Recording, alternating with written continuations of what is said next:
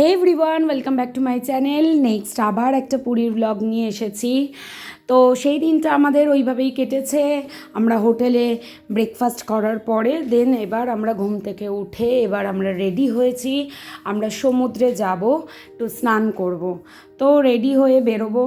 বেরিয়ে তারপরে আমার ম্যাম্মামের এই পুরো ড্রেসটা কিনেছি।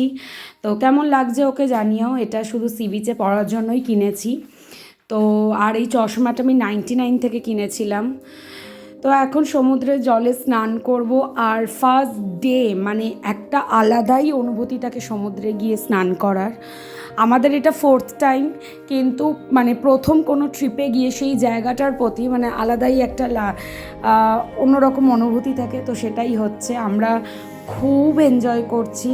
আর আমার মেয়ের কিন্তু এক ফোঁটা জলে ভয় নেই, ও কিন্তু ভীষণ এনজয় করেছে।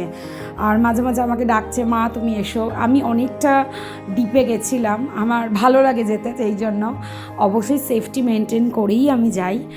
আর আমার মাম্মামের সাথে আর ওর বাবা রয়েছে। ওর বাবাইয়া ভীষণ ভয় পায় জলে। তারপরে এই সমুদ্রে স্নান করার পরে কারা কারা ডাব খাও, মালাই ডাব খাও, সেটা একটু জানিও তো কমেন্ট করে। আমাদের ভীষণ ভাল লাগে। আর এই সমুদ্রটার দিকে তাকিয়ে পাড়ে বসে থাকতে এত ভাল লাগে, মনে হয় এর সীমা অন্ত কিচ্ছু নেই। এটার একটা যে কি গভীরতা, এটা একটা যে কি অনুভূতি, সেটা বলার অপেক্ষা রাখে না। সবাই জানো যে কোনো সমুদ্রেই এই অনুভূতিটা কাজ করে, কিন্তু আমার পুরীটা হচ্ছে ইমোশন একটা। তো সেই জন্য এটা আলাদাই অনুভূতি। আর আমার হাজব্যান্ডের ওই ব্যাগটার মধ্যেই সমস্ত কিছু রয়েছে বলে ওটা বুকে আগলে রয়েছে, জল লাগলে সেটা নষ্ট হয়ে যাবে তাই জন্য। আর এখন আমরা ডাব খাচ্ছি। মাম্মামা যখন 1 বছর বয়স, তখন আমরা যখন প্রথম গেছিলাম, ওকেও এরকমভাবে স্নান টান করিয়ে নিয়ে বসিয়ে ডাব খাইয়েছিলাম। তো এটা জগন্নাথ দেবের কৃপা কি সমুদ্র এলাকার ওয়েদারের জন্য আমি জানি না, ওখানে কারোরই কোনো প্রবলেম হয় না, কোনো অসুস্থতাই কাজ করে না, যে জন্য হয়তো ডাক্তাররা বলে সমুদ্র জায়গাটায় সি বিচ এরিয়াতে একটু ঘুরে আসুন, ওয়েদারটা খুবই ভালো থাকে সেই জন্য। তো আর এই ডাবের মালাইগুলো খেতে খুবই ভালো। আর আমি আসার সময় না হোটেলের তাওয়ালটা নিয়ে এসেছিলাম, কারণ ভিজে গেলে আমার খুব অকওয়ার্ড লাগছিলো, কেমন একটা লাগবে ওই জন্য। তারপরে আমরা ফ্রেশ হয়ে নিয়েছি স্নান টান করে।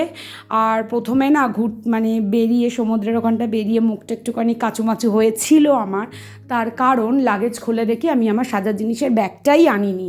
তোমাকে ফার্স্ট ব্লগে মনে আছে বলেছিলাম ড্রেসিং টেবিলের ওপরে আমার রেড কালারের ব্যাগটা রেখে দিয়েছিলাম, ওই ব্যাগটা যে ব্যাগে ঢোকাবো সেটা আর মনে ছিল না। তো প্রথমে ঢুকেই আমার আর আমার হাজব্যান্ডের একটা তৃতীয় বিশ্বযুদ্ধ হয়ে গেছে, যে ঢোকানো হয়নি। ও আমাকে দোষ দিচ্ছে, আমি ওকে দোষ দিচ্ছি। তারপরে ওখানে ব্লিঙ্কিট করেছি, তো ওটা আমরা নেক্সট ব্লগে দেখাবো কী কী আনিয়েছিলাম আমি। আর ওখানে সার্ভিসটা ভীষণ ভালো, জাস্ট কয়েক মিনিটের মধ্যে চলে এসেছিলো। এখন আমরা লাঞ্চ করব, স্নান টান করে প্রচণ্ড জোরে খিদে পেয়ে গেছে, লাঞ্চ করব।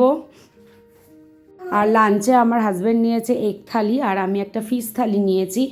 ভাত ডাল তো যেমন থাকে, ভাত ডাল আলু পোস্ত ঝুরি আলু ভাজা। বাই।